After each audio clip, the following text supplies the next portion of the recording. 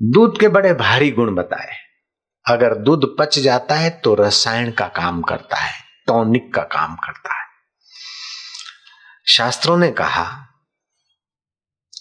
कि दूध के गुण स्वाद में मधुरता, चिकनाहट, वायु दोष को और पित्त दोष को नाश करने की शक्ति, दस्तावर और वीर्यवर्धक है। ठंडा ठंडा करके नहीं पीना चाहिए, लेकिन इसका तासीर ठंडा है। सभी के लिए अनुकूल, जीवन प्रदायक और शारीरिक वर्धक, बालकों के लिए बलदायक और बुद्धि को पोषित करने वाला दूध गाय का। अत्यंत बाजीकरण अर्थात धातु को मजबूत करने वाला, बांधने वाला। कईयों के पतले धातु होने से कमजोर होते, संतान भी कमजोर होती है। उनको गाय के दूध में एक काली मिर्च के पाउडर का उपयोग करके लेना चाहिए। अत्यंत बाजीकरण, आयुवर्धक और रसायन, विरेचन पेट साफ लाने वाला, वमन एवं बस्ती में भी सेवन करने योग्य। ऋषियों ने कहा इंद्रियों का बल बढ़ाने का वाला। मेरे गुरुजी 90-93 साल के थे, आंखें खूब ठीक थी। हम ज्यादा चतुर बने तो चश्मा पहना है। मेरे गुरुजी 93 साल के थे, दांत सभी ठीक थे। हम ज्यादा चतुर बने, ब्रश और पेस्ट का उपयोग किया, दांत में गड़बड़ हुई, ब्रश और पेस्ट से बचाया अपने को, दातुन ही करने लगे, दांत ठीक होने लगे।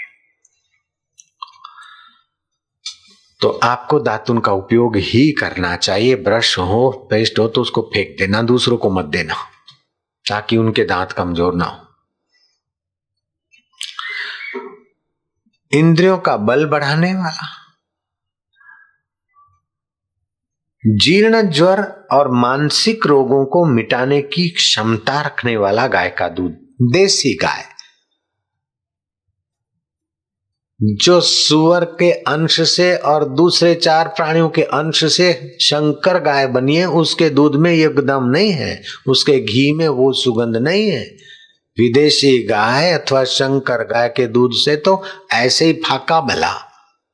देसी गाय का दूध। कृष्ण गौशाला के ट्रस्टी मिलने आए, मैंने क्या देसी गाय है कि अंग्रेजी गाय कितनी है? बोले नहीं बापूजी, एक भी जर्सी नहीं। मैं क्या शाबाश है, ले किताब और आशीर्वाद। जर्सी गाय गौशाला में नहीं रखती, और जर्सी गाय का दूध हितावा नहीं है। हृदय रोग को दूर भगाने में सहायक, शूल को दूर हटाने में सहायक, अतिसार और योनि के रोग, महिलाओं के रोग जो बढ़ गए गाय के दूध की उपेक्षा का फल है। और महिलाओं के जो रोग बढ़े उनमें दूसरा एक कारण महिलाओं की बेवकूफी। महिलाएं नाराज न होना, कहीं जाना है, पीरियड आता है, गोली खा ली, रोक लिया अथवा तो जल्दी ला दिया। अपने पैर पर कुहाड़ा मारने की बेवकूफी कभी मत कर। इन गोलियों से मासिक धर्म के साथ खिलवाड़ मत कर। लेकिन बापूजी बहुत पीड़ा होती है, आती नहीं है, अधिक आती है, गुप्त रोग है। बेटी डर मत। तू चांदी का कड़ा न पहने तो कम से कम चांदी की पायल पहन, जिससे मासिक संबंधी रोगों पर फायदे के बहुत बहुत प्रमाण में दे सकता हूं। अर्थात महिलाओं को, बच्चियों को चांदी की पायल पहननी चाहिए। मासिक धर्म में वे बड़ी सहायक होती है। अगर किसी को मासिक धर्म की तकलीफें हैं तो सुबह रात का तांबे के बर्तन में रखा हुआ पानी 4 गिलास पी। मासिक धर्म की तमाम शिकायतें 15-20 दिन में छू हो जाएगी।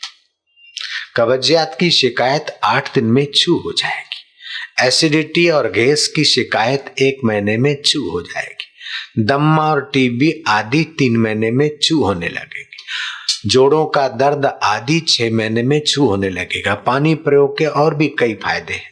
पानी प्रयोग करना चाहिए। पानी तो सभी को सुबह निराने पीना चाहिए। हो सके तो सूरज उगने के 2 मिनट पहले उषापान कर ले।